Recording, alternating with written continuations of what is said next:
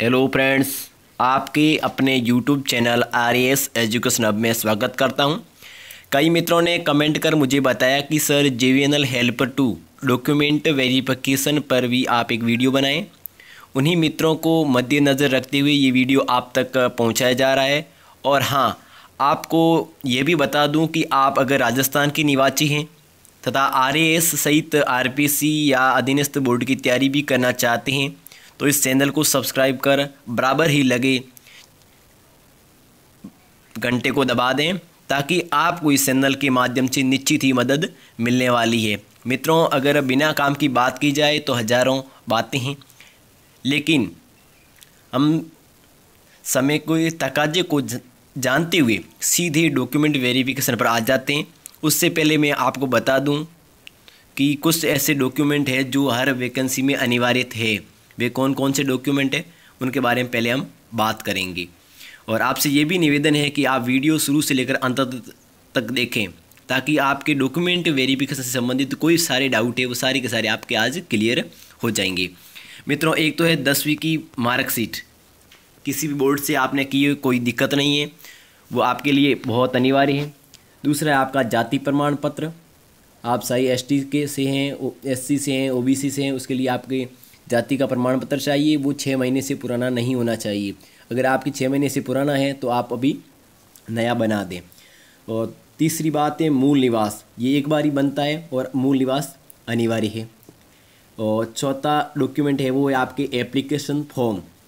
Application form जो आपने form भरा था उस वक्त आपने प्रिंट ले लिया था वही फॉर्म। और फी स्लिप, ये आपके उस जो आपने फॉर्म भरा है एप्लीकेशन फॉर्म उसी के नीचे एक आया हुआ है फीस की स्लिप, वो आपके इस एप्लीकेशन फॉर्म के साथ ही लगी हुई है। और अगला है विवाह पंजीयन।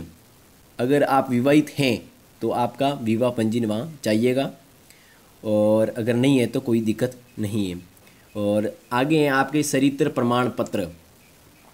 चरित्र प्रमाण पत्र एक तो आपको पुलिस थाने से लेना होगा, और दूसरा आप गत कक्षा वाला, यानी आपने अभी मान लो 12th कर ली है तो आपका 12th जहाँ से जिस विद्यालय से आपने की वहाँ का होना चाहिए। या मान लो आपने ग्रेजुएशन कर लिया है तो ग्रेजुएशन जिस कॉलेज से किया है उसका आपको प्रमाण पत्र देना होगा। और विस्तृत चर्चा है वो। और एक बात और थी कि कई यूट्यूबर बता रहे हैं कि पर्ची को लेकर अफवाह फैला रहे हैं, उसके बिना डॉक्यूमेंट वेरीफाई नहीं होंगे। आप किसी भी यूट्यूबर की कई बात सत्य ना माने, मेरी भी नहीं माने, क्योंकि अगर मेरी आपको लगता है कि सत्यता इसमें दृष्टिगत होती है तो इसके बजाय आप ऑफिशियल साइट पर भ्रमण कराएं कि वास्तव में क्या है। मित्रों, इसके अलावा हमें क्या ज़रूरत पड़ने वाली है तो मैं ऑफिशियल साइट से आपको सही और सटीक बताने वाला हूं। इसके अलावा आप ऑफिशियल वेबसाइट jvvnl.in पर विजिट कर डॉक्यूमेंट वेरिफिकेशन से संबंधित जानकारी जुटा सकते हैं। हम सीधे ऑफिशियल वेबसाइट की हिंदी वर्जन में आ जाते हैं और देखते हैं क्या डॉक्यूमेंट चाहिए। पहला, दस्तावेजों का सत्यापन। दस्तावेजों के सत्यापन के लिए सफल उम्मीदवार 1.5 गुना तक सीमित है। यानी आप मान लो कि सत्यापन के लिए आज 24 की वैकेंसी है, 1.5 गुना अभ्यर्थी बुलाए जाएंगे। प्रत्येक श्रेणी के तहत रिक्तियों को उपयुक्त योग्यता से क्रम की में बुलाया जाएगा। प्रत्येक कंपनी के लिए अलग से तैयार की गई सूचियाँ हैं। मतलब बात यह है कि प्रत्येक कंपनी की अलग अलग मेरिट बनेगी और जो मेरिट में आया उनको बुलाया जाएगा। 1.5 गुना तक अभ्यर्थी बुलाए जाएंगे। उम्मीदवारों को निम्नलिखित मूल के साथ उपस्थित होना है। मतलब ये डॉक्यूमेंट उनको लेके उपस्थित होना है। डॉक्यूमेंट में आप ऐसा करें मित्रों कि आप मूल प्रतिशत लेके जाना ही है, साथ में एक ऐसा प्रतिलिपि यानी फोटोकॉपी का एक सेट बना लें और वो भी साथ में लेके जाएं ताकि आपको वहाँ इधर उधर भागना ना पड़े। तारीख के साथ सत्यापित फोटो स्टेट प्रति एक सेट के साथ दस्तावेज अपने मूल के सत्यापन के लिए समिति के समक्ष उद्देश्य के लिए सूचित किया गया है। मतलब आपके जो डॉक्यूमेंट है सारे के सारे डॉक्यूमेंट की आपको फोटो स्टेट प्रति चाहिए साथ में। आगे पहला चाहिए आपको प्रणाली उम्मीदवार की स्कैन की गई तस्वीर के साथ आवेदन का प्रिंट आउट तैयार करती है और हस्ताक्षर। मतलब जो आपने प्रिंट आउट लिया एप्लीकेशन फॉर्म भरा उस वक्त का वो फॉर्म चाहिए। और दूसरा, जमा की गई ई रसीद का प्रिंट आउट। ई रसीद मतलब आपने जो फीस जमा की है उसका आपको प्रिंट आउट देना होगा। तीसरा है आपके जन्म की तारीख के समर्थन में माध्यमिक स्कूल प्रमाण पत्र या मार्कशीट और या आवश्यक शैक्षिक योग्यता, मतलब आपने जो योग्यता उसमें भरी है। अगर आपने ग्रेजुएशन भरी है तो ग्रेजुएशन के सारे डॉक्यूमेंट चाहिए, लेकिन 10th की मार्कशीट तो आपके लिए बहुत अनिवार्य है, वो तो आपको लगानी ही है। चौथा, यदि विवाहित हैं तो सक्षम अधिकारी प्राधिकारी द्वारा जारी किए गए विवाह प्रमाण पत्र। अगर आपने विवाह कर लिया है तो आपका विवाहित का वो जो पंजीयन है वो आपको वहाँ चाहिएगा। आगे चौथा, विवाहित उम्मीदवारों के मामले में एक हलफनामा स्पष्ट रूप से नाम और तारीख का संकेत है। सभी बच्चों का जन्म जिनमें दत्तक या सौतली बच्चे या हलफनामा शामिल है। यदि हो तो रुपयों और गैर न्यायिक स्टॉप पेपर पर कोई बच्चे नहीं है। अगर आपके भाई बच्चे हैं या नहीं हैं, या फिर कोई आपको दत्तक गोद लिया हुआ है, तो आपके पास गैर न्यायिक स्टाम्प पेपर का 50 रुपये वाला चाहिए। वो आपको इसमें लिख के देना पड़ेगा, अभी मेरे इतने बच्चे हैं या मेरे कोई बच्चा नहीं, मैंने इसको गोद लिया है, वो आपको वहाँ देना पड़ेगा।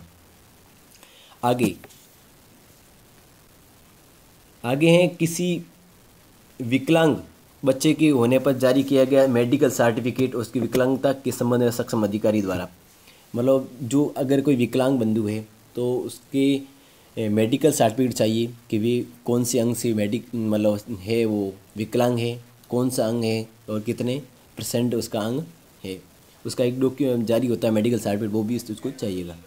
आगे संबंधित सक्षम प्राधिकारी द्वारा जारी प्रमाण पत्र प्रासंगिक दस्तावेज TSP क्षेत्र, जैसे TSP क्षेत्र से हैं, कोई शहरीय क्षेत्र से हैं, या कोई आरक्षित रिक्तियों के विरुद्ध आरक्षण का दावा करना, या उत्कृष्ट खेल या भूतपूर्व सैनिक जो भी है उसका जो आराम है उसको दिया हुआ सक्षम प्राधिकारी द्वारा प्रमाण पत्र वो उसको लेके जाना है। आगे गैर क्रिमिनल लेयर के ST है या BC है SBC है का प्रमाण पत्र, जैसा भी मामला केवल राजस्थान राज्य संबंधित सक्षम यानी स्टेट लेवल का जाति प्रमाण पत्र चाहिए, चाहे OBC का हो, ST का हो या SC का हो, जिस आप कैटेगरी से बिलोंग करते हो उसका आपको प्रमाण पत्र चाहिएगा। आगे आप स्कूल के सक्षम अधिकारी के असली चरित्र का प्रमाण पत्र, आपने जिस स्कूल से आपने शिक्षा हासिल की है वहाँ से आपको चरित्र प्रमाण पत्र लेना होगा।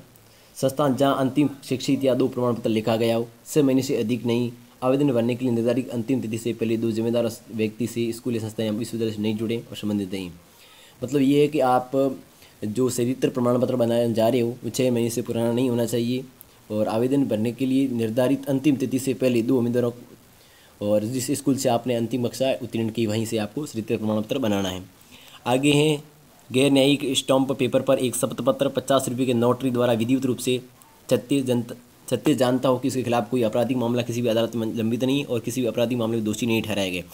यदि उसे दोषी ठहराया गया है तो उसके खिलाफ आपराधिक मामला लंबित है, भी उन्होंने उल्लेख किया जाने में। यानी कि बात कि आपको पुलिस आप निजी जो पास स्थित पुलिस थाने से आपको चरित्र प्रमाण पत्र लेना होगा कि इसके संबंध में कोई भी यहाँ इस पुलिस थाने में कोई मामला लंबित नहीं है, इसलिए आपको वहाँ से भी आपको एक चरित्र प्रमाण पत्र लेना होगा पुलिस थाने से भी। आगे यदि लाभ लिया गया है खंड, ये तो कोई आप अगर कोई इसका कार्यकर्ता है मतलब यहाँ कोई जॉब करता होता उसके लिए था, कोई दिक्कत नहीं है इसमें, आपके लिए आवश्यकता नहीं है। यदि कोई उम्मीदवार निर्धारित समय दस्तावेज, और सबसे मोस्ट बात यह कि यदि कोई भी उम्मीदवार निर्धारित समय जो आपको टाइम दिया जाता है इन समय के बीच आपका डॉक्यूमेंट वेरिफिकेशन होगा, उस वक्त आप अगर उपस्थित नहीं होते हो तो आपकी जिम्मेदारी है, उसका जिम्मेदार विभाग नहीं होगा। धन्यवाद। और इसके अलावा एक और बात थी, वीडियो को देखने के लिए धन्यवाद। आप सही और सटीक जानकारी के लिए चैनल को सब्सक्राइब भी कर सकते हो। मुझे कोई TRP नहीं बढ़ानी, आपका प्यार बस यूं ही सदा बना रहे। अगर आप मित्रों के मन में कोई शंका हो तो आप मुझे कमेंट कर बताएं, मैं आपके लिए हर पल उपस्थित रहूँगा। धन्यवाद। जय हिंद।